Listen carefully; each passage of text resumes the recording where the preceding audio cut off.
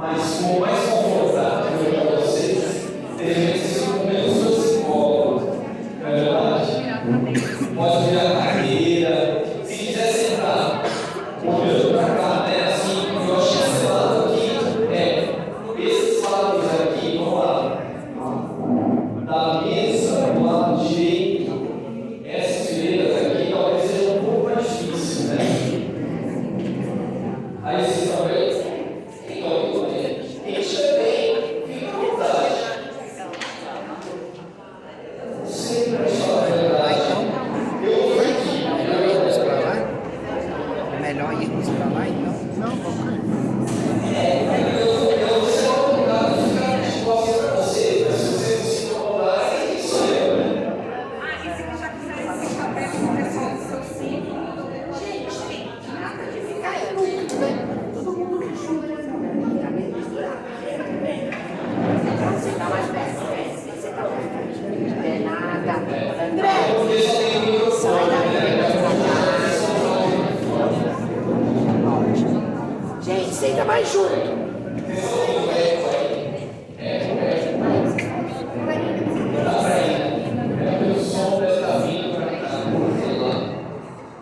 Lembra daquele vídeo sanduíche? A mesa tá assim, só porque já tá arrumada pra dormir. Então a gente tem que ficar carregando de novo.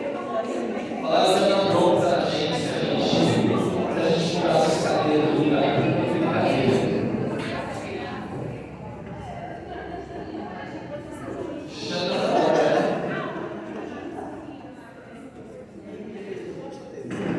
Boa noite. Vamos fechar um pouquinho.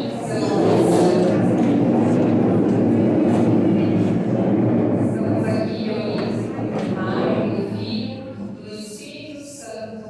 Amém. Vinde, Espírito Santo, enchei os corações dos vossos fiéis e acendei neles o fogo do vosso amor. Enviai o vosso Espírito e tudo será criado, e renovareis a face da terra. Oremos, ó Deus, que instruíste os corações dos vossos fiéis com a luz do Espírito Santo. Fazei que apreciemos retamente todas as coisas, segundo o mesmo Espírito, e gozemos sempre de sua consolação. Por Cristo, Senhor nosso. Amém. Senhor Jesus, nessa noite nós encontramos reunidos em seu nome.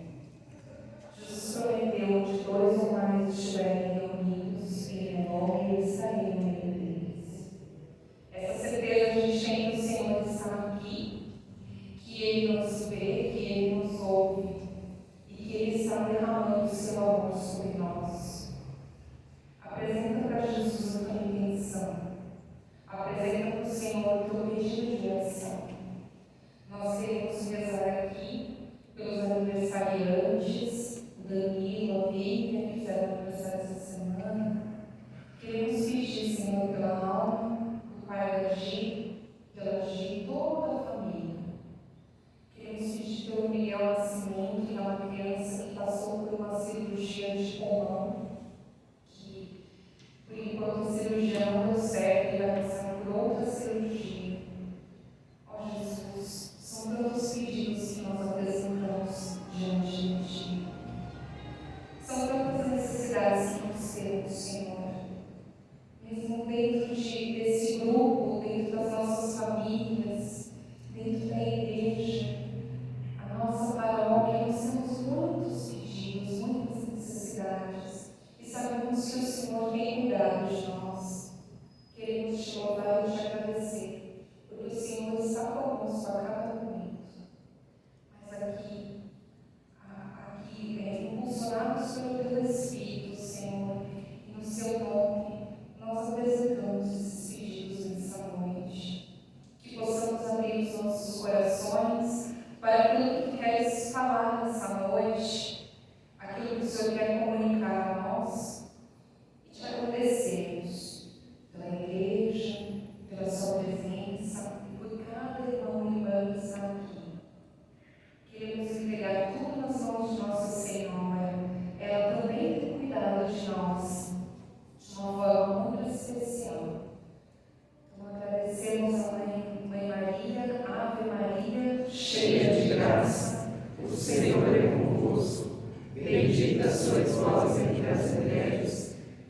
Bendito é o fruto do vosso ventre, Jesus.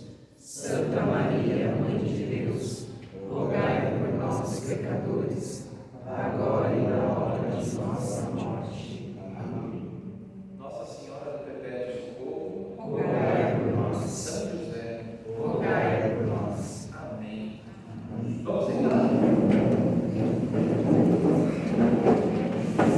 Essa semana tem uma coisa especial, quem sabe? Essa semana, como que chega? Opa, sejam bem-vindos, tudo bem? Hoje a gente está de uma forma, aliás, uma forma não, uma informalidade. Olha só, vamos espalhar aqui. Se vocês quiserem, sentem mais pra cá, assim, ó, pra gente, pra vocês ouvirem bem. Também entra nas costas pra vocês. Mas voltando aqui, ó, alguém sabe essa semana que data especial que nós temos? Sagrada Coração, muito bom, palmas. Isso é amanhã que vai acontecer, né? E depois de amanhã, alguém sabe? Sábado? Amanhã a gente faz a intronização. Amanhã é, exatamente. Sagrado Coração, dia do Sagrado Coração de Jesus, mas e sábado? Alguém sabe do sábado? Imaculado, Imaculado Coração de Maria. Salve, salve. Maravilha. Então é só para vocês saberem onde vocês estão no tempo e no espaço, tá? Só para lembrar algumas datas que são importantes, né? Outra data importante, vocês estão vendo a festa junina, né? Quando que aconteceu aí Santo Antônio? Alguém se lembra? Dia 13, né? Santo Antônio, né? E São Francisco, não, São Francisco, não, desculpa. São João Batista, que dia que é? 24, boa, é isso mesmo. São Pedro e São Paulo, 29. Glória a Deus, glória a Deus. Muito bem, hoje a gente vai falar sobre um tema bem legal. É o último, né, do credo. Vocês estão afiados em credo já, não é verdade? Vamos rezar junto o credo, para a gente ver se estão afiados. E aí vocês vão fazer um mapa mental para ver se tudo já foi falado, se a gente já inventou tudo, se vocês já estão prontos para a prova, né? Prontos para a prova ainda. Ainda não. Vamos lá. Creio em Deus Pai Todo-Poderoso, Criador do céu e da terra, e em Jesus Cristo, seu único Filho, nosso Senhor, que foi concebido pelo poder do Espírito Santo, nasceu da Virgem Maria, padeceu sob Pôncio Pilatos, foi crucificado, morto e sepultado, desceu à mansão dos mortos, ressuscitou ao terceiro dia, subiu aos céus e está sentado à direita de Deus Pai Todo-Poderoso, donde há de vir a julgar os vivos e os mortos. Creio no Espírito Santo, na Santa Igreja Católica, na comunhão dos santos, na remissão dos pecados, na ressurreição da carne, na vida eterna. Amém. Esse é o nosso credo. Isso que a gente veio desde finalzinho de janeiro até agora. Hoje é dia 15, né? 15 de junho, ou seja, meio ano só falando do credo, não é verdade? E a gente deu uma pausa em um determinado momento a falar sobre os 10 mandamentos, não é verdade? Estava faltando alguma coisa? A gente já falou sobre tudo isso? Falta o quê? Falta remissão dos pecados, que a gente vai dar uma pausa também, não vai falar agora. A gente vai falar disso quando a gente for falar da confissão, do sacramento da confissão. Então, a comunhão dos santos, a remissão dos pecados e agora a ressurreição da carne e a vida eterna. Esse é o assunto de hoje. E é um assunto bem polêmico, né? Quem começa a pensar já no futuro, né? É isso. pensar mesmo nesse futuro. E por isso, pensando nesse futuro, alguém já pensou no futuro? Nesse futuro que a gente está começando a comentar agora, ou seja, a morte? Alguém já pensou? Alguém já se planejou, né? Alguém já se planejou em função da morte? Eu sei que para muitas pessoas é um tabu, né? A gente vive numa sociedade em que falar de morte é um tabu, mas ele não pode ser para nós católicos. Por quê? Falar da morte é falar do nosso encontro com Deus, é falar do dia tão especial do nosso nascimento para a eternidade, é falar daquilo que a gente está caminhando todos os dias para chegar no dia da nossa morte. Então, se a gente, todos nós aqui estamos hoje reunidos aqui, aprendendo sobre doutrina, aprendendo sobre as coisas de Deus, é justamente para quando a gente estiver morrendo. Pesado isso? Mas ele não pode ser. Ele tem que ser. Ele tem que ser desde o acordar até o dormir no nosso pensamento.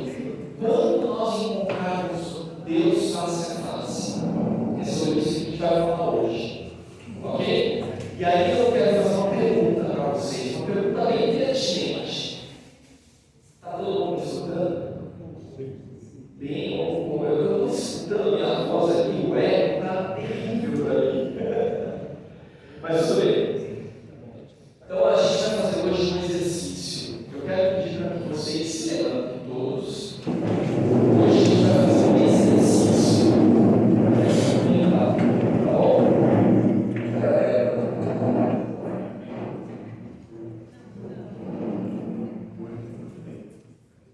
Eu quero que vocês, agora nesse momento, vocês fechem os seus olhos. Fechando seus olhos, eu quero que vocês se imaginem no velório. E nesse velório, vocês têm um caixão no meio da sala do velório.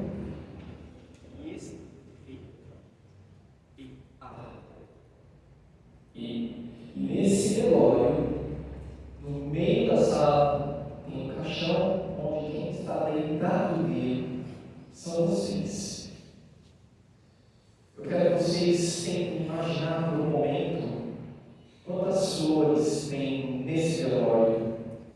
Quais são as flores? Quão delicadas são as flores? Qual tipo de caixão que está sendo usado? É um caixão com aquelas pedras douradas? Um caixão bonito, né? Como é que é esse caixão? Quero que vocês imaginem também as pessoas que estão lá. Quem são as pessoas que estão nesse velório? Qual é a reação dessas pessoas? O que elas conversam? Quero que vocês imaginem cada uma das pessoas. Como é que está a sala? Cheia? Vazia? As pessoas, elas estão chorando? Elas estão relembrando momentos da sua vida? Faça esse exercício e tentem tentem imaginar como está sendo o teu velório.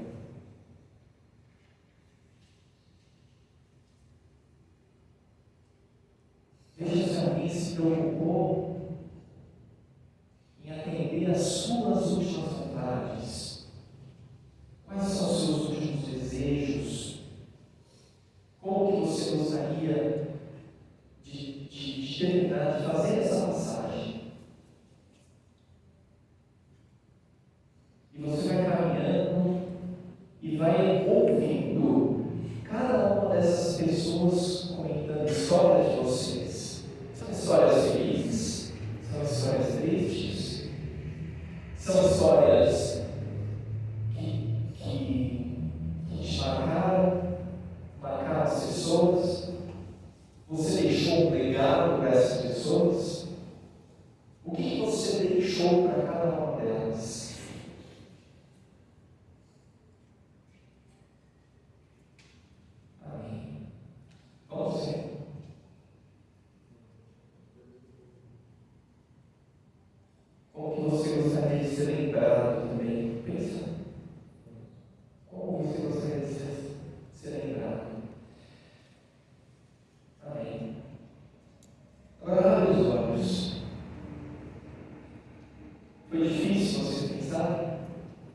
complicado, é triste. Senta um pouquinho, então.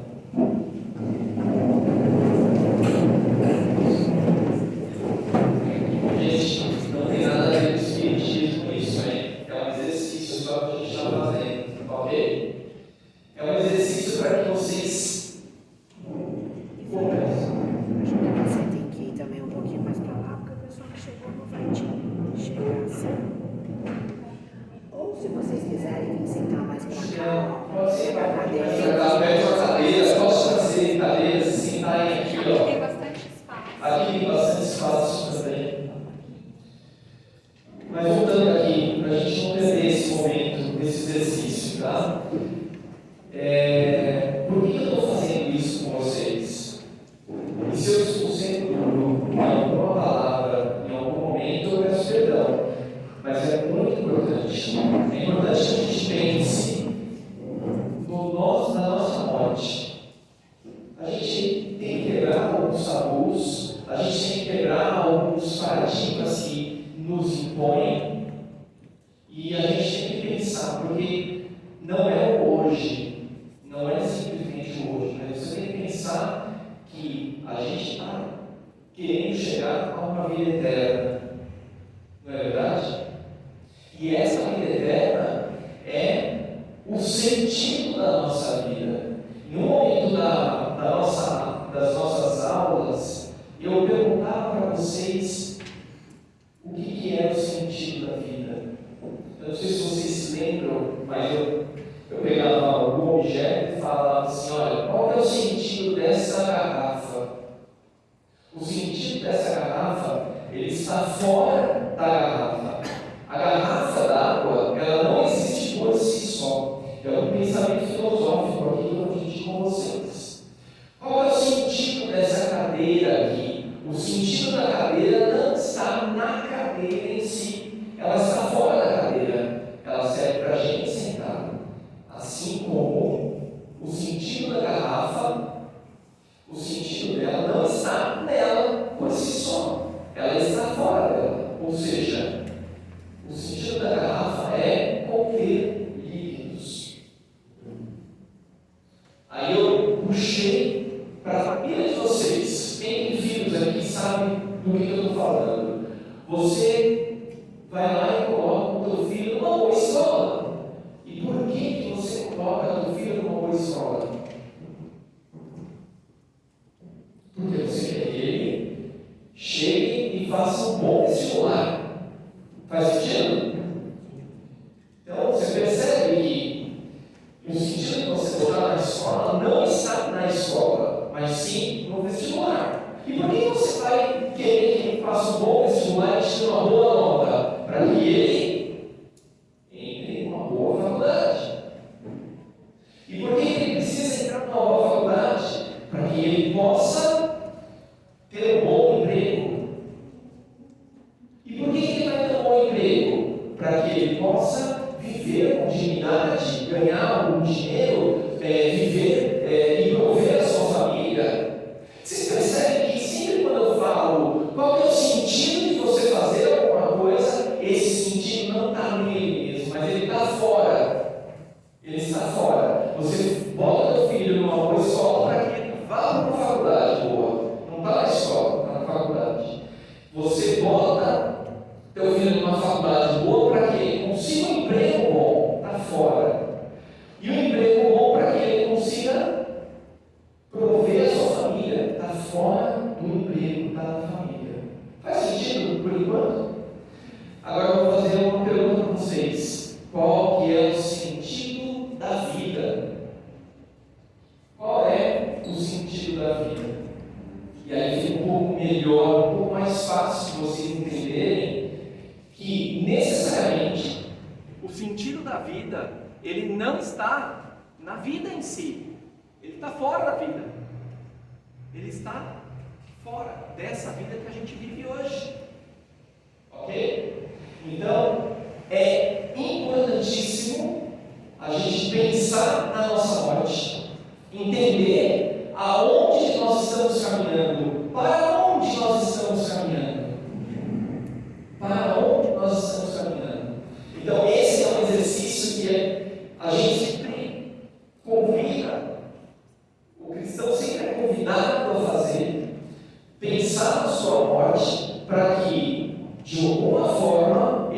possa nortear o caminho dele, nortear da morte, né? Da morte, guiar a vida. Então, o que você faz hoje, ele vai te levar a uma caminhada que vai chegar a um determinado ponto. Esse determinado ponto é o fim da vida, é a morte. Como que você quer a sua morte? Ok? Então, vamos começar aqui. O Catecismo da Igreja Católica, ele fala da morte como um encontro com Deus. É um dia do julgamento, certo? Um julgamento não de um juiz que é bravo, que é rancoroso, que não de um juiz. Tá difícil, né? Não de um juiz que é bravo, que é rancoroso, mas muito pelo contrário, um juiz que é amor. E por amar, ele nos dá a liberdade da decisão. E a nossa decisão, ela está sendo tomada à medida que nós vamos caminhando dia após dia. Tudo bem? Então, se você, com toda a tua liberdade, aceitar a proposta de amor de Deus, necessariamente você vai chegar a Deus. Se você, com toda a tua liberdade, não aceitar esse convite de Deus, você já está dando a resposta ao longo da sua vida. Quando chegar o dia da morte, a gente sai da história, a gente sai do tempo e vai para a eternidade. E eternidade significa que acabou o tempo. Acabou. Esse acabar o tempo, ele implica no quê? Na tua decisão já está tomada. Já está tomada. Você não pode mais voltar atrás e sabe, agora que eu estou vendo o que é o paraíso, o que é o inferno, e não é para assustar, tá? Pelo amor de Deus. Já que eu estou vendo isso, então eu vou mudar de atitude. Já não tem mais tempo. Acabou. Acabou o tempo. Então, esse ponto que eu quero trazer aqui para vocês. Hoje a gente tem tempo. Hoje. E a única coisa que, uma frase que eu ouvi, nem sei se ela é correta ou não, mas uma vez eu ouvi e eu acho bonito isso. A única coisa que os santos nos invejam, se é que eles podem invejar-nos de alguma coisa, é porque nós ainda temos tempo. Nós ainda temos tempo de nos converter. Nós ainda temos tempo de amar. Nós ainda temos tempo de crescer na fé, de estar com os irmãos, de estar com Deus. Eles não têm mais tempo, mas eles, face a face com Deus, se eles soubessem da visão que eles têm hoje, que é a chamada visão beatífica, eles falariam: putz, como é que eu não amei a Deus mais do que eu fiz isso em vida? Se eu soubesse, eu amaria muito mais. Então, por isso que a gente fala, e aí é bem entre aspas, né? Que os santos, eles nos invejam pelo tempo. É lógico que não invejam, né? De forma nenhuma. Mas é só um jeito da gente colocar aqui a preciosidade que nós temos em nossas mãos, que é o tempo. Tudo bem? E aí, quando nós morrermos, o que vai acontecer conosco? Você tem dois caminhos. Só tem dois caminhos. Um caminho que é o chamado inferno e outro caminho que é o chamado céu. E aqui a gente vai colocar para vocês uma coisa que o mundo não prega. O mundo desconhece isso, ou então finge que não conhece, que é o inferno. O inferno existe e ele está cheio. Eu não vou enganar vocês. Não quero transformar isso aqui em pavor. Não é pavor que a gente está querendo falar aqui, não. Não estou querendo botar medo de maneira nenhuma. Mas existe. Eu preciso falar isso de Dante Alighieri, que fala justamente do inferno. Nossa Senhora de Fátima, em 1917, ela veio e apareceu para os pastorzinhos, justamente para mostrar que existe o inferno e ele não está vazio. Ele não está vazio. Uma passagem bíblica que fala o seguinte, né? Que eu vou saber, eu vou tentar traduzir aqui com as minhas palavras, tá? Que o caminho do inferno é grande, a porta do inferno é larga, enquanto que o caminho da salvação e do céu é estreita. Significa o que é isso? Se não é que é muito mais fácil você ir para o inferno do que ir para o céu. Então, meus amigos, o que eu estou falando aqui para vocês é uma doutrina, um dogma, e é real. A gente tem um negócio chamado que é inferno. É um lugar? Não, não é um lugar. O que é o inferno? O inferno é a ausência de Deus, como a gente já falou com vocês aqui algumas vezes. É a ausência de Deus, quando você realmente não tem mais a amizade com Deus, você se desvincula de Deus, certo? E aí, eu vou tentar trazer para vocês o que é Deus. Ao longo desse curso inteiro, se eu tivesse que dar um sinônimo para a palavra Deus, seria o quê? Alguém quer arriscar? Uma palavra só para resumir Deus. Amor. Amor. Pode ser misericórdia também, tudo bem? Justiça também. Mas misericórdia e justiça tem muito a ver com amor. E essa é a palavra-chave. Uma eternidade sem Deus significa uma eternidade sem amor.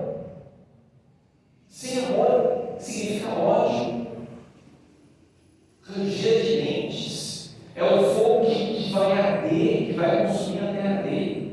Vocês entendem isso? Então é essa preocupação que eu estou querendo colocar para vocês.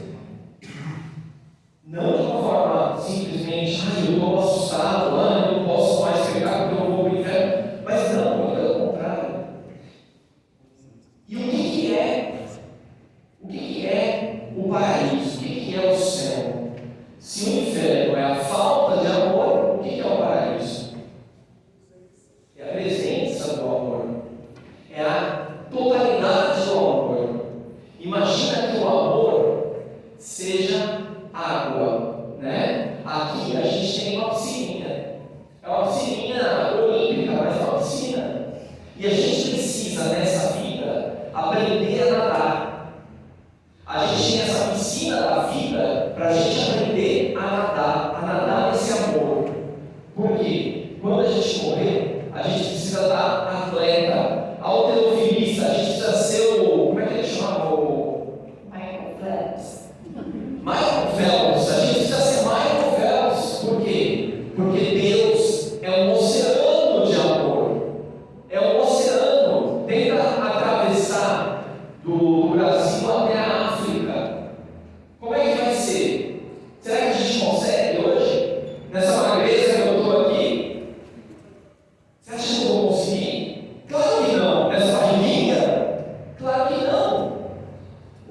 Exatamente, a vida é essa piscina de amor que a gente vai aprendendo a nadar. A gente vai aprender a nadar cada vez mais e cada vez melhor. Por quê? No dia em que a gente morrer, no dia que a gente for para o céu, a gente vai mergulhar num oceano de amor. E quem não souber nadar, você acha que vai conseguir? Não consegue. Por isso a importância desse nosso caminhar no amor.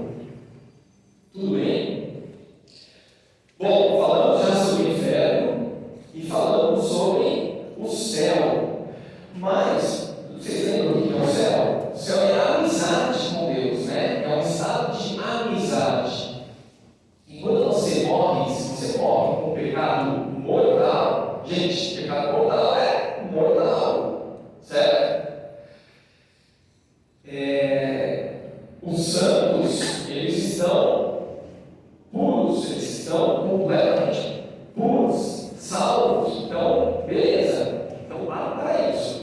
quem está em inimizade com Deus, completamente já está no inferno. Mas será que é tão binário assim o negócio? Será que é tão céu e inferno apenas? Será que eu posso, amei a Deus a minha vida inteira, procurei a Deus a minha vida inteira com o coração, mas eu tenho alguns pecadinhos, eu tenho algumas coisas assim que eu tentei purificar, mas, sabe, eu não consegui. Quer seja no olhar, quer seja numa atitude, quer seja no pensamento, né? Quer seja num julgamento. E aí? Será que eu vou merecer um inferno? Eu que consegui tão firmemente a Deus, eu mereço o inferno por conta, porque eu não estou puro, mas eu não estou em inimizade com Deus, eu estou buscando a Deus com sinceridade. E aí? Como é que funciona? Para isso, Deus é tanta misericórdia, Ele é tanta misericórdia, que até no finalzinho Ele dá ainda uma chance para a gente. E essa última chance é chamada de purgatório, onde não é fácil, vai ser difícil, porque vamos ter que purgar as nossas paixões, vamos ter que tirar aquilo que estava enraizado dentro de nós, aquilo que estava prendido a gente aqui na terra, né? Carlos Acutis, ele fala dos balões, né? Que a gente está segurando o balão e muitas vezes a gente tem âncoras, né? E a gente precisa soltar essas âncoras para a gente poder voar com esses balões. Então é mais ou menos isso. A gente precisa purificar, mortificar, fazer com que o nosso espírito, o nosso corpo seja tomado a ponto de que a gente possa ir para o céu. Quando a gente não consegue isso, Deus ele nos dá ainda uma última chance, que é o quê? É o purgatório.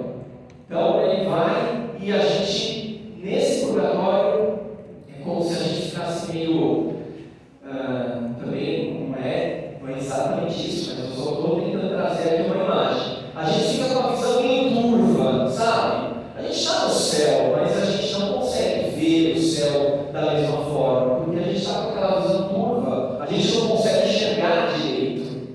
Ok? Bom.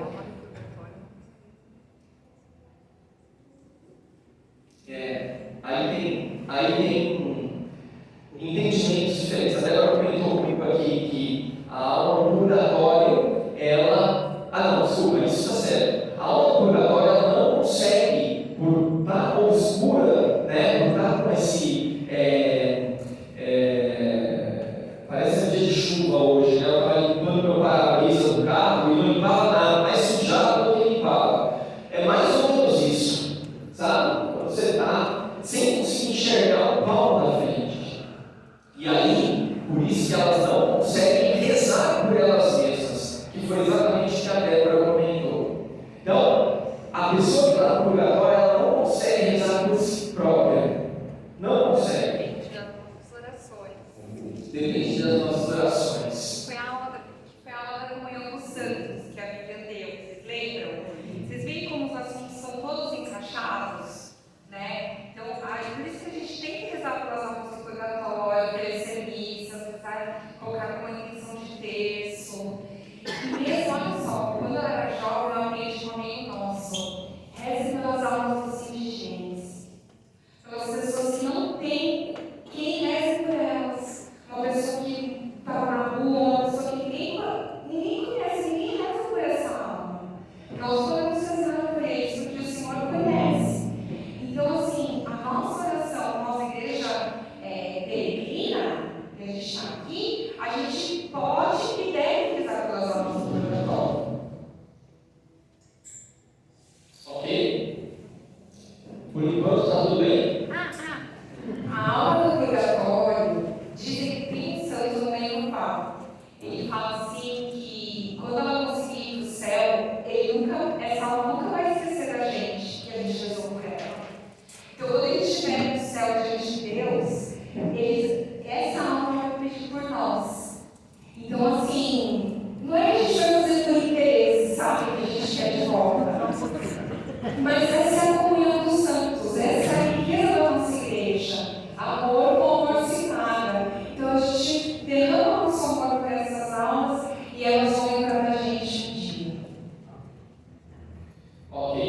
Então a gente está justamente na morte, né? No momento da morte. Então eu dou um passinho de nada para trás só para lembrar o que é a morte. Alguém se arrisca, levanta a mão para explicar a definição de morte? Passagem para a vida eterna. Passagem da vida eterna. Salvação. Pode ser que essa salvação não aconteça, né? Mas o cara morreu, né?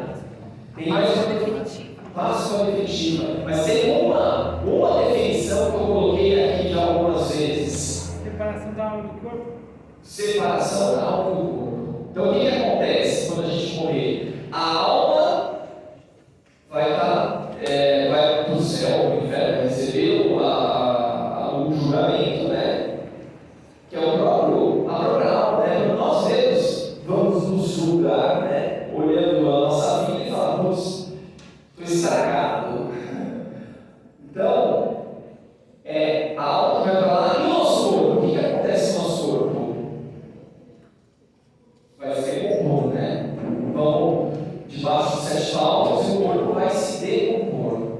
Só que a nossa fé, ela vai falar o quê? Ela vai falar que, assim como Cristo ressuscitou com o seu corpo glorioso, nós também teremos uma ressurreição dos mortos e um corpo glorioso. Ou seja, aquilo que aconteceu com Cristo, dele chegar nos apóstolos, chegar para Tomé e falar, coloca o dedinho aqui, e depois ele comer peixes, e no passe de mágica, ele desaparecer ou ele atravessar a parede, isso vai acontecer conosco também.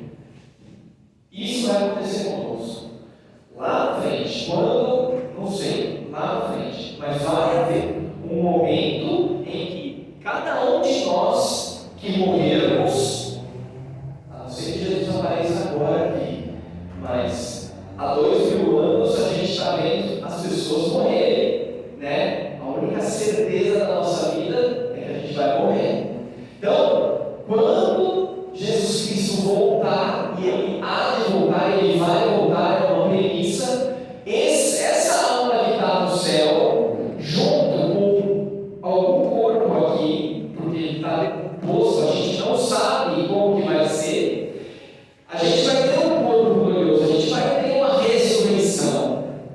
O nosso corpo, esse corpo que a gente está vendo, que a gente está tocando, ele vai ter um corpo glorioso, ele vai ser um corpo glorioso. Não sei se com as mesmas células, né? A biologia não sei se vai conseguir explicar, talvez não, mas é o corpo, o nosso corpo e o corpo glorioso. Tá? No momento da nossa morte, nós temos um julgamento particular, é o nosso encontro com Deus face a face, e ali não tem como esconder mais nada. Vamos dar de frente para Ele.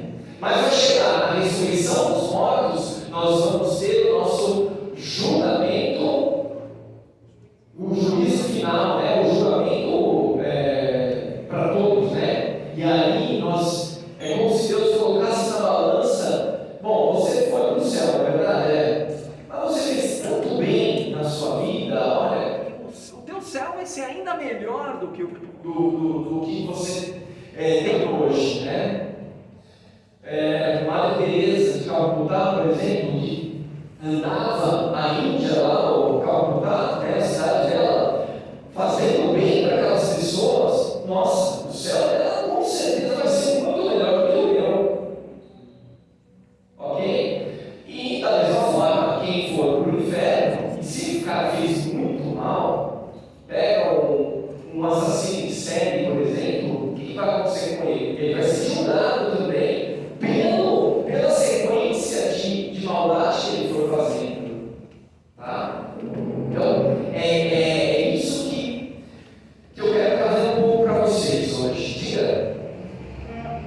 A pergunta que eu vou fazer talvez esteja em aberto dentro da igreja, mas é possível que o julgamento final seja como que uma metáfora do nosso julgamento particular?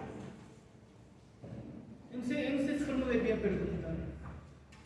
que assim, a gente vai ter um julgamento particular de cada um, certo? Sim. É possível que esse julgamento final, tal como a gente conhece pelas escrituras e pela tradição, é possível que ele seja, sei lá, como uma metáfora do julgamento, ou talvez da humanidade, seria alguma coisa geral, ou algo que já trate do nosso julgamento individual? Então, André, eu nunca pode ser que alguém levante essa hipótese da antropologia. Eu desconheço. Você conhece? O catecismo me fala em juízo particular, no parágrafo 21. E aí sim ele divide céu e inferno, e dentro do céu o purgatório. E depois, no parágrafo 1038, ele fala do juízo final. O juízo final ele está baseado lá em Mateus 25. E fala que depois que Jesus voltar em sua glória, ele vai separar as ovelhas dos cabritos. Então ele vai colocar as ovelhas à sua direita e falar: vinde benditos de meu Pai, e os cabritos à sua esquerda. Né? Então já vai ter tido o juízo particular de cada um.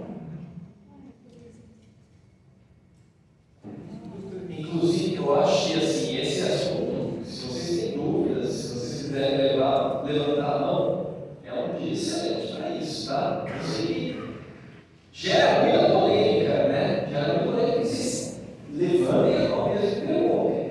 O que a gente vai mostrar para vocês é sempre doutrina, é sempre dogma, é sempre aquilo que a igreja bate na tela e fala: é isso e ponto final. Existe um esforço humano de alguns assuntos que ainda estão abertos, tá?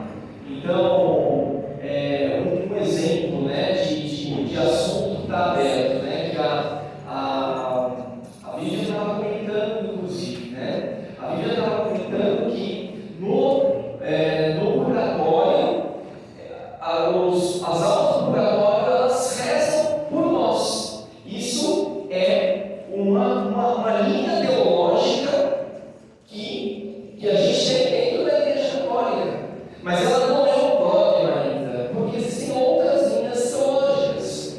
Então, esse assunto da morte, da vida eterna, eles têm muita teologia ainda, muitos assuntos que são abertos ainda, porque a gente não sabe, simplesmente não sabe o que exatamente vai acontecer.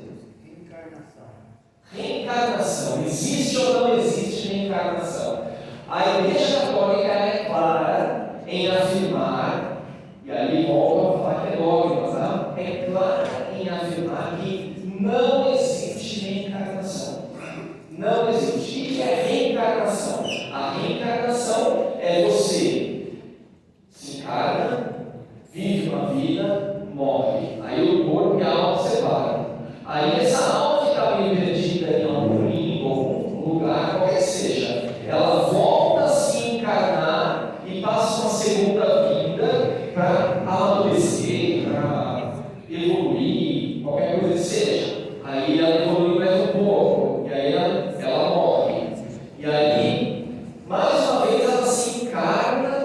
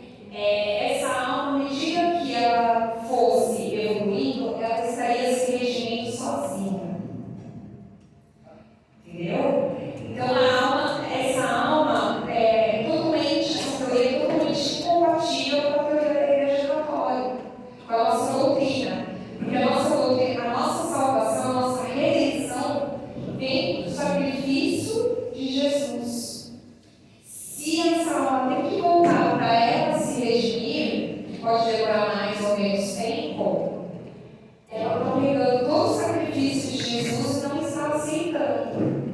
Entende? E a pessoa que se mata, é verdade que ela fica bacana ou... Olha, a pessoa que ela tira a própria vida, em primeiro lugar, é uma pessoa que passa por uma dificuldade muito grande. A gente tem que ter a sensibilidade de não ter uma resposta. Às vezes a gente não tem uma resposta clara, um sim, um não. A gente muitas vezes quer respostas claras e objetivas, né? Mas a gente não necessariamente a gente tem uma pessoa que passa por um processo de suicídio, que tira sua própria vida. Primeiro, ela é digna de muita dor, porque a dor que ela sente deve ser enorme. E eu não sei calcular a dor de uma pessoa que atenta com a sua própria vida. E eu conheço muitos casos, tenho uma série de casos que eu venho acompanhando, pelo menos 3 casos recentes que eu venho acompanhando sobre isso. A dor é muito grande, a gente não pode entender de uma forma binária. O cara está perdido ou não, o cara está salvo. Não dá para a gente falar. Vai cair na misericórdia de Deus. Isso. A gente tem que rezar para que Deus tenha piedade nessa alma. Certo? Distúrbios psíquicos graves, angústia, medo grave da aprovação, sofrimento ou tortura podem diminuir a responsabilidade do suicida. Não se deve desesperar da salvação das pessoas que se mataram. Então a gente não pode falar que as pessoas vão para o inferno, né? Deus pode por caminhos que só Ele conhece. Porque às vezes naquele último milésimo segundo da vida, a pessoa se arrepende, se encontra com Deus, entende? Então, nós temos aqui, quando vocês vão falar, a gente tem que rezar para essas almas. Faz sentido? Mais perguntas? Vou chegar lá. Então, você explicou aí o inferno, o céu e o purgatório. E o limbo? Seria o limbo? O limbo ela é uma linha teológica também. Não existe um dogma para falar sobre o limbo. Ela é uma linha teológica escolástica, ou seja, da Idade Média, em que as crianças recém-nascidas, quando elas morriam por qualquer motivo, sem o batismo, elas iam para o limbo, porque elas não foram batizadas, elas não fazem parte, não foram enxertadas em Cristo. Mas elas não têm pecado, elas não cometeram nenhum pecado. Mas ao mesmo tempo elas têm pecado original. Ou seja, como é que fica isso? Então existe uma linha teológica que fala do limbo, mas é uma coisa que ainda é muito esforço humano, teologia, você não necessariamente você tem a obrigação de crer ou não. Nós dois aqui, eu vou contar uma coisa para vocês, nós perdemos já 2 filhos dessa forma. E eu creio que Deus há de ter misericórdia de alguma forma. Há de ter misericórdia. Foi vontade dele, não foi provocado, não foi nada, foi natural. Então, eu confio em Deus. Tem uma passagem que fala que as criancinhas, Jesus fala assim, para entrar no reino do céu você tem que ser igual uma criança. Vocês vão herdar o reino do céu. Então, acredito eu que a criança, nessa situação particular, ela vai direto para o céu. Mas não é verdade original. A gente entrar no reino do céu tem que ser igual uma criança. O meu foram períodos gestacionais. E eu nem chego, a gente nem chegou a saber o sexo dos bebês. Mas eu peço pela intercessão deles. Porque eles contemplam a face de Deus. Se for língua do céu, eles, não sei se eles têm uma visão beatífica, mas eles são puros, eles são almas. Que existiram cada um por 8 semanas. Então eles têm uma Se alguém passou por isso, tiver essa vontade de saber um pouco mais, depois a gente pode conversar, até para fazer batismo de intenção. Depois a gente conversa, que não é bem um assunto, mas dá para fazer. Eu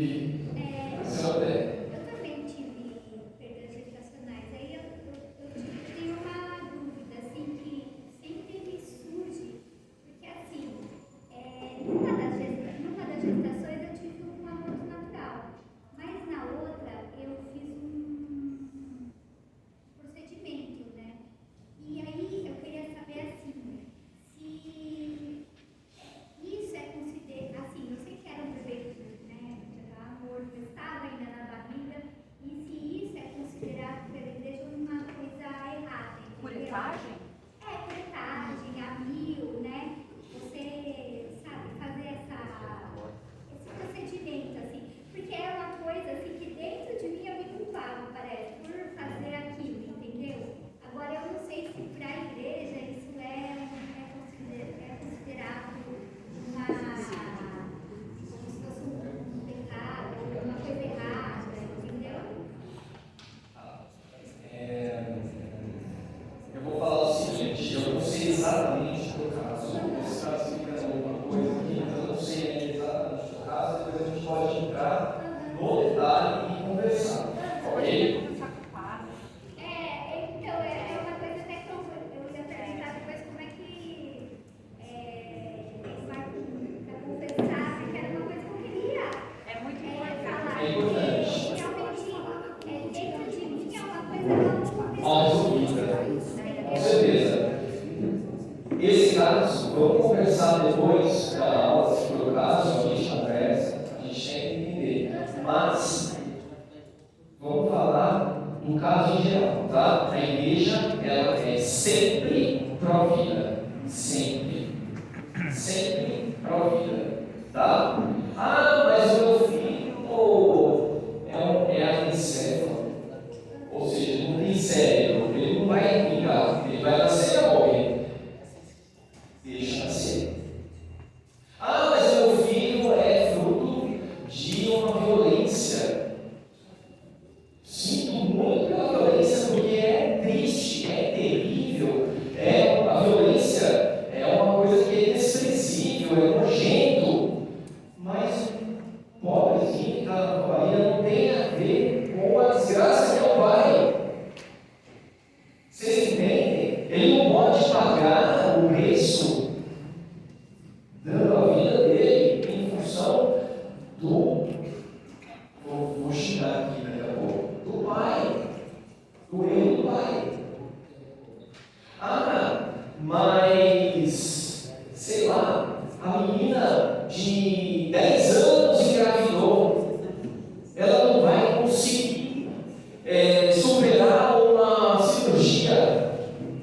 Ela não vai conseguir superar uma cirurgia. Gente, se ela engravidou, se ela tem biologia para engravidar, os médicos, desculpa, se vira, tem que fazer.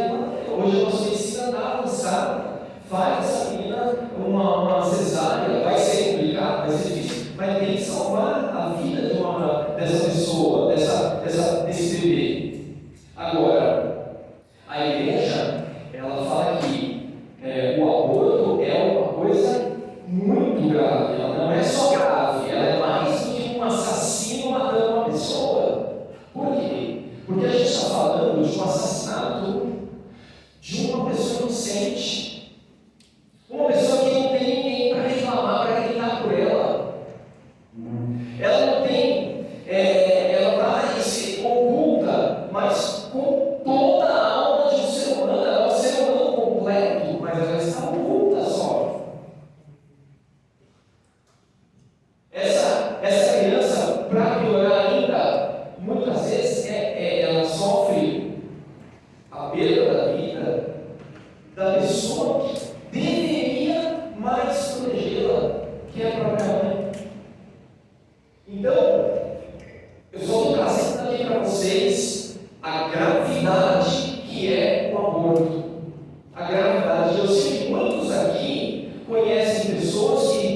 realmente fizeram o aborto.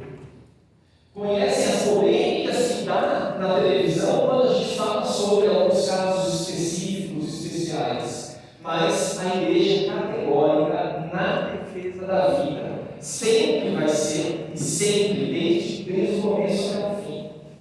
E, assim, no teu caso, a gente conversa particular, porque vamos tentar entender o que aconteceu, tá bom? E como que a gente pode reparar, de repente, uma consciência que traz essas mudanças. Não, mas o bebê a gente já tinha parado, já era um assunto retido, entendeu? Sim, eu entendi. É que só explicar assim, mas eu entendi. O aborto que é errado é o aborto provocado. Porém, quando o aborto é espontâneo, como teve no meu caso, seu, que o coração já parou, o bebê não está mais lá, não existe vida, né? E muitas vezes precisamos de um procedimento posterior, por idade que eu tenho da idade gestacional. Eu conheço uma moça que fez uma cesárea, porque o bebê estava bem mais avançado. Então, assim, apesar disso causar muitas marcas na nossa alma feminina e no nosso corpo, a gente sente uma culpa, isso é normal. Eu passei por terapia, passei por acompanhamento, a gente pode chatear depois, mas não há pecado, fique tranquilo, tá bom? Mas você pode fazer o batismo de intenção, você pode dar um nome, entendeu? Tem todo esse tratamento, a gente pode fazer padrianos, a gente marca um horário, ou tiramos de confissões que nós vamos ter, você pode partilhar. Porque às vezes na confissão, aquele ato não é pecado, mas a gente traz culpas, consequências na nossa consciência. E é importante a gente também colocar. Porque a misericórdia de Deus está agindo ali. E ela é cura para a nossa alma, para o nosso coração, tá bom? Então, quando o aborto não é provocado, não fazer nada, tá bom? Acidental, espontâneo, legítimo. Mas eu queria... Até peço desculpa pela confusão que eu fiz aqui. Não, ele pareceu que era para ela, Não, eu falei, por isso que eu falei, que era uma coisa geral, né? Mas abortos não provocados, claro que não é, tá? Beleza, obrigada. Não, é rapidinho, porque eu queria. Eu lembrei de uma coisa quando a Debbie estava falando. Uma das condições do pecado mortal, sobre o suicídio, né? É que nós tenhamos a intenção de praticar aquilo ali. Quando a pessoa está em vias de atentar contra a sua vida, você não pode ter total certeza que a pessoa está nas suas faculdades, no gozo das suas faculdades mentais, para dizer, eu quero fazer isso. Mas essa pessoa, num ímpeto de depressão ou tantas outras doenças, pode premeditar, olha, se eu me pendurar a tal altura, será que eu, sabe? Mas mesmo essa premeditação ainda pode ser fruto de outras doenças psíquicas. Então, a vontade, e obrigado por você ter lido, porque eu lembrei disso depois. A vontade já viciada, provavelmente. A consciência e a intenção estão viciadas. Então, pode ser atenuado. Pode ser atenuado. Então, não tem como a gente afirmar foi do inferno, né?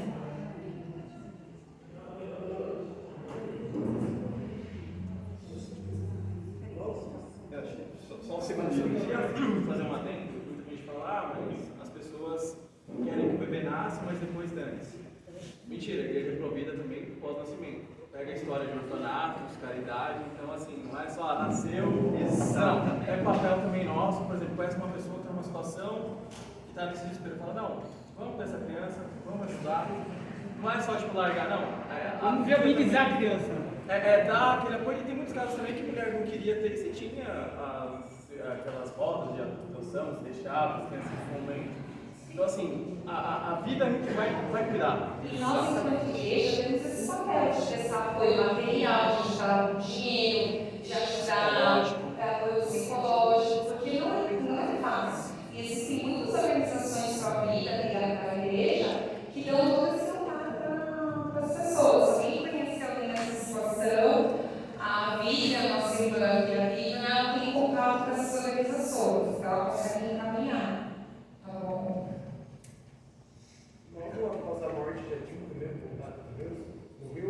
Já tem juízo particular.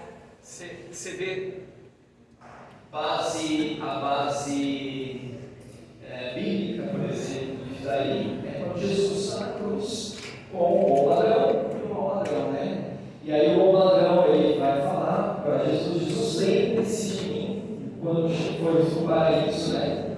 E ele fala, ainda hoje estarás comigo, ainda hoje. Né? Você vê o Lázaro e o rico também, é uma outra mensagem muito relevante. Lázaro e o rico, eles morrem, né? E o rico vai para o inferno, enquanto Lázaro vai para o céu. E aí o rico vira e fala para Lázaro, né? Molha pelo menos a ponta do dedo, põe na minha língua, porque aqui está um calor danado, eu estou me ardendo inteiro. E aí fala, olha, não dá, não tem, o abismo muito grande, não tem como fazer isso, né? E aí o rico fala, então, pelo amor de Deus, vai aparece lá para os meus familiares e fala para eles não fazerem que nem eu fiz, porque senão eles vão acabar como eu. Ou seja, vai para a terra, vai para a vida, né? Eles estão no céu ou no inferno, vai para a vida, vai para a terra, para a casa dos seus parentes e fala para eles, olha, converse porque ainda tem tempo. Então, é isso mesmo, morreu, você vai ter o teu juízo particular no instante da morte. Sim, mano. Essa passagem é muito legal. Abraão está junto com Lázaro. E ele fala, pai Abraão, olha o rio do lado e tal, aqui a distância, quem está aí não pode vir para cá, quem está aqui não pode ir ali. Exatamente. Se Moisés, por exemplo, vocês não acreditou, como você vai acreditar? Exatamente. Mas no inferno vira um inseto de demônio, fica causando. Olha, eles sofrem muito, mas quando a gente morre, a gente não vira anjo, nem anjo bom e nem anjo decaído. A natureza é diferente. A natureza humana e angélica, o demônio é angélico.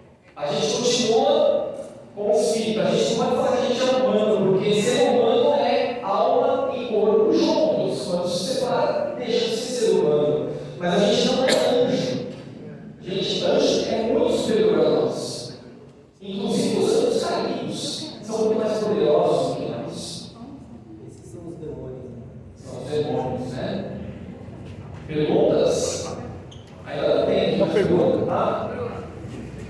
Quem está nas profundezas do inferno, se arrepender, enfim, de tudo que ele fez, ele pode ser resgatado, ele pode... Ótima pergunta. O cara que está no inferno, se ele se arrepender com todo o coração dele, ele pode ser salvo? Não. Acabou o tempo.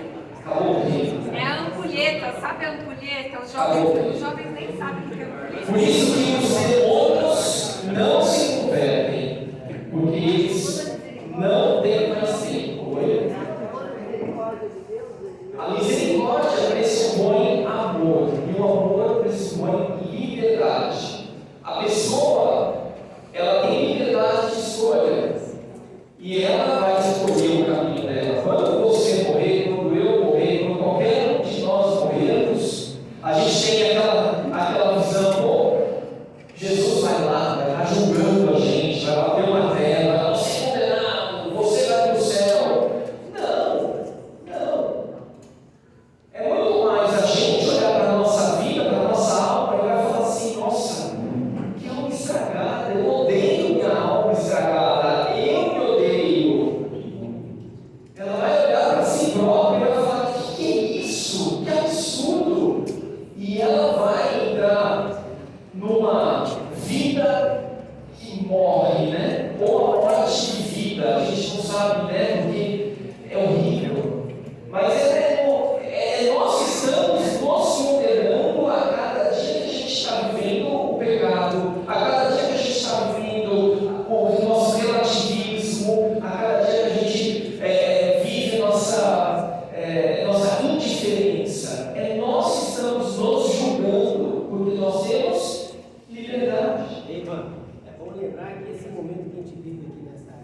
vale de lágrimas é o tempo da misericórdia. Deus está dando todo esse tempo de vida para a gente se arrepender e seguir. Ele fala, pega o meu jugo, que o meu jugo é leve. Depois que morre, é a justiça. Aí não tem como mais se arrepender. Se você não fez boas obras aqui, em nome de Deus, você... E assim, a Bíblia fala isso e você trouxe muito bem. A nossa vida ela vai corresponder àquilo que a nossa decisão na hora da morte. E isso não significa necessariamente que, poxa, eu tenho vício, eu tenho uma tendência para o mal que eu não consigo me livrar, mas eu quero lutar contra ela, mas eu vou nesse meio caminho. Aí entra a misericórdia de Deus. Pô, olha só, ele lutou, ele estava querendo vencer esse pecado, ele estava querendo vencer, mas ele não tinha força, porque o homem é fraco mesmo.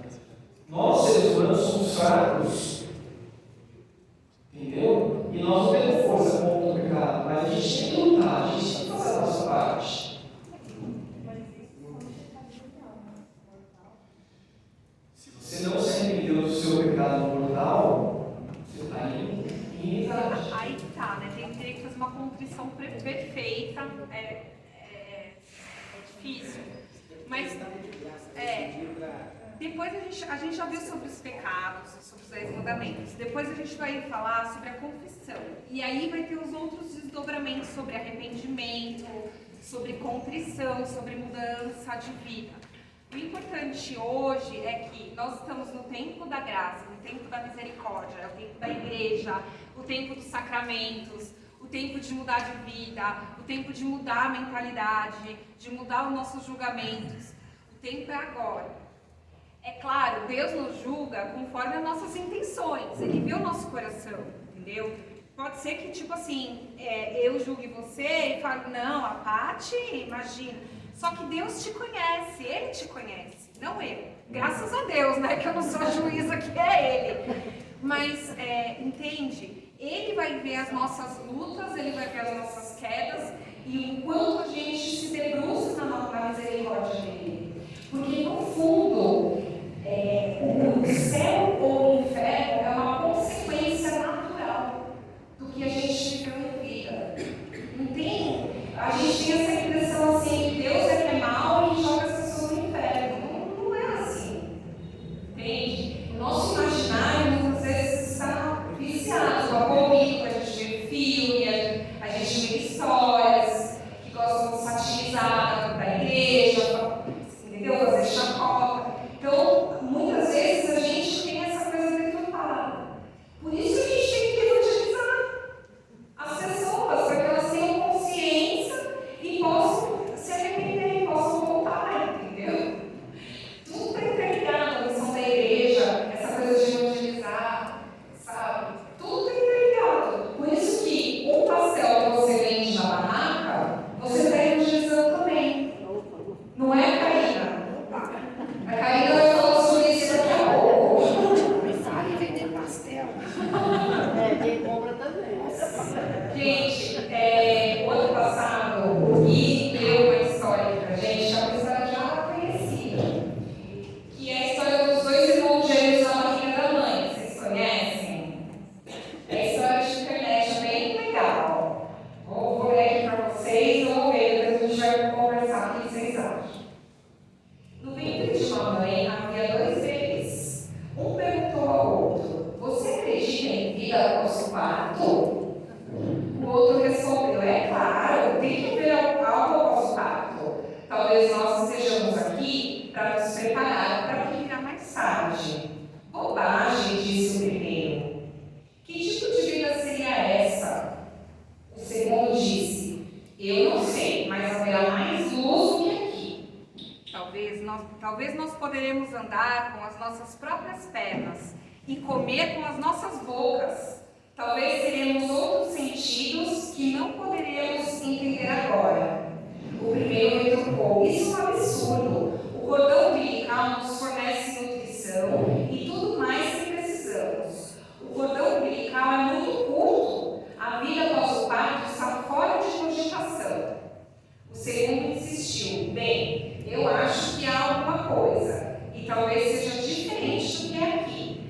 talvez a gente não vai mais precisar desse tubo físico.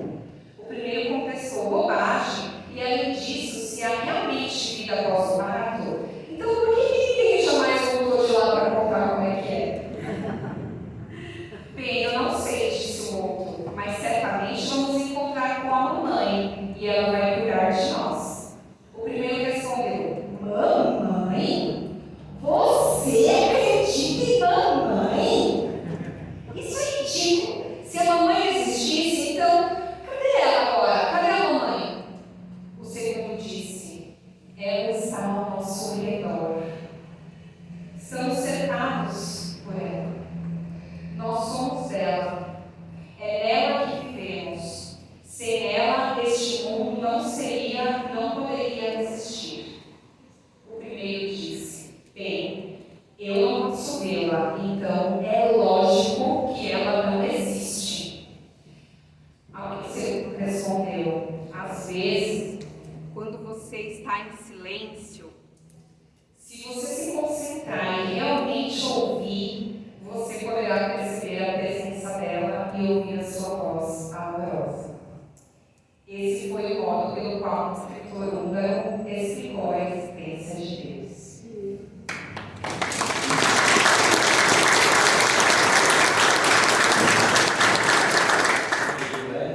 Vamos chamar aqui a Karine.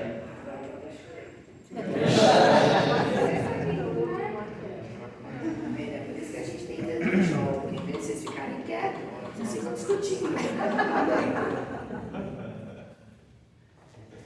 Oi, gente, boa noite. Alegria enorme ver a gente aqui com esse frio, com essa chuva. Olha, sinto meu coração aquecido. Eu mandei, acho, né? Eu sei que você não olha, não. Eu sou uma maneira de ver quem olha e quem olha. Nossa. Mas olha, denunciando todo mundo, gente. Denuncia quem vê, denuncia quem curte, denuncia quem só recebe. Nem pra mim. Ai, dói, você ignorar totalmente. Parece o Thiago, meu filho. Ele me ignora. Mas brincadeiras à parte.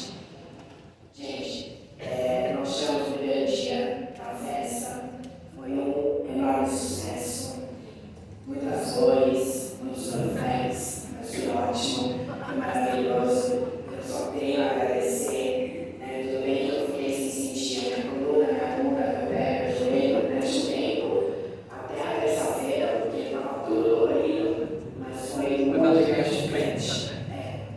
Alegria compensa, é gratificante. Cada pessoa que você atende, cada sorriso que você recebe, cada pessoa que fala: gente, cadê o pastel? E o panzinho ali, ó, fritou 618 pastéis.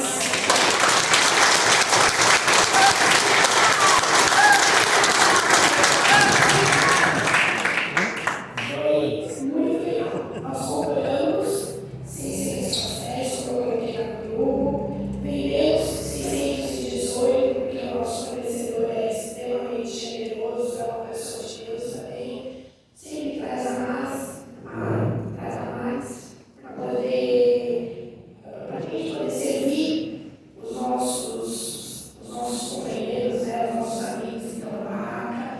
Uma pessoa que vem, que não tem dinheiro para comprar, a gente serve para as irmãs, para as irmãs, servimos os padres, serve o pessoal das outras barracas, então sempre manda mais, mas foi ótimo, foi maravilhoso.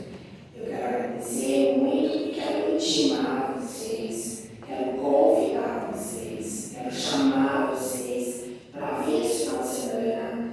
Foi muito divertido, é fácil, é tranquilo, é gostoso e eu quero aproveitar que duas pessoas que serviram na barraca em duas situações completamente diferentes, uma trazendo o que tinha, doando o seu conhecimento, providenciando a decoração, veio cedo, trouxe, se empenhou,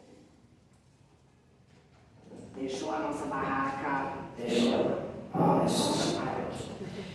a nossa barraca junto com a Carla, super arrumada. Então eu queria que a Cristina e que a Carolina, que serviu também,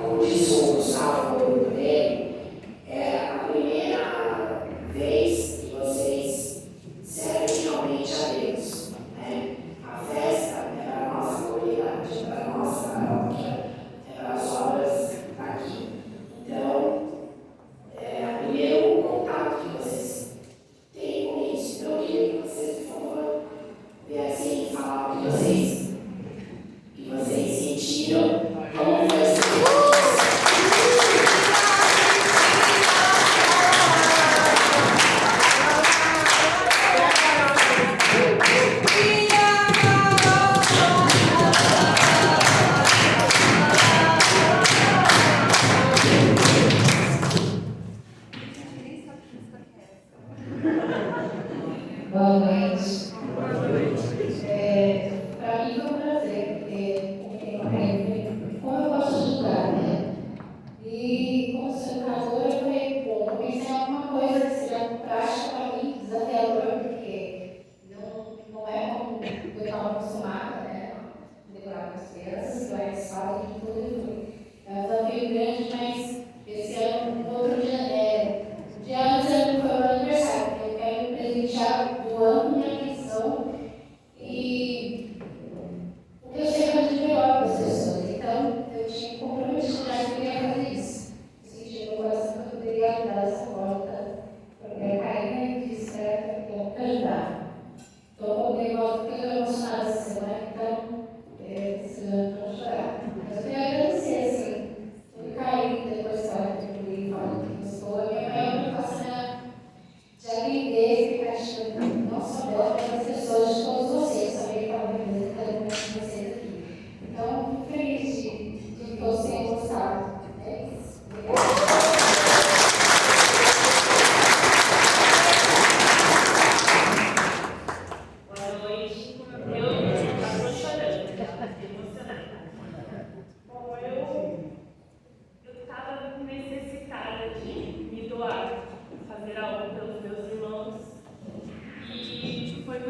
Foi muito legal. Eu me senti viva de novo e eu me senti muito próxima de Deus. Todo mundo muito alegre, foi divertido. Eu me diverti. Eu acho que fazia um tempo que eu não me divertia com algo que eu fazia e foi muito gratificante. Sabe, vale a pena mesmo. E Deus responde, a resposta de Deus vem muito rápido. E eu tenho sentido a presença dele em todos os momentos na minha vida. Nem todos são como eu gostaria, né? Mas com o tempo eu acho que eu vou alcançar assim, coisas muito grandes, eu tenho certeza, porque Deus está comigo. Mas obrigada.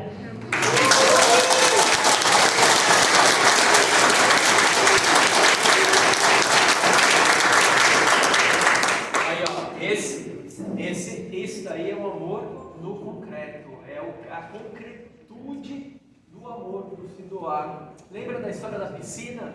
Ali, ó, na barraca, a gente começa também a aprender a nadar um pouquinho. Fora que é super legal. Fora que é demais. Mesmo, é divertido mesmo, não é? Pastel. E é legal ver as pessoas chegando e observando os detalhes. Eu falava assim, nossa, acho que ninguém vai reparar. E as pessoas reparavam, olha, as crianças olhavam uma coisinha assim, e falavam, caramba, acho que ninguém é muito ligado. Tá vendo, Marcelo? Super fechado, gente. Vem, a gente tá precisando de ajuda das 3 às 5, das 5 às 7, das 7 às 9. Vem antes, participa da missa, desce, come pastel, come pão verde, come o suquinho. Se prepare, vai servir. Lá vem todo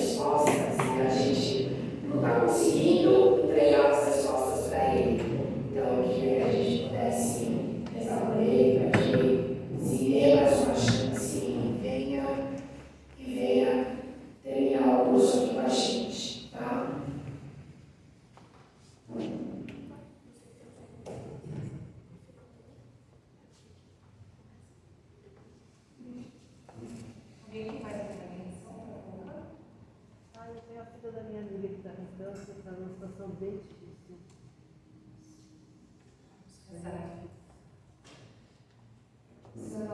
nós apresentamos essas intenções, as nossas famílias, o nosso trabalho, o nosso fazer, o nosso ser. Apresentamos, Senhor, as nossas dúvidas, as nossas fraquezas e também os nossos pecados. Diante da Tua cruz, Senhor, nós não somos nada.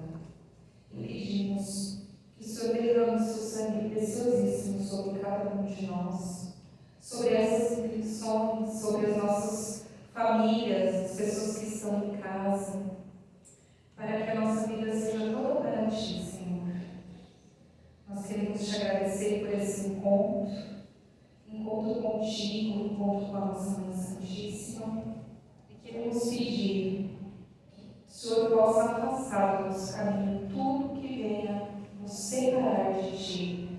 A Sua palavra diz que nada nos separará do Seu amor.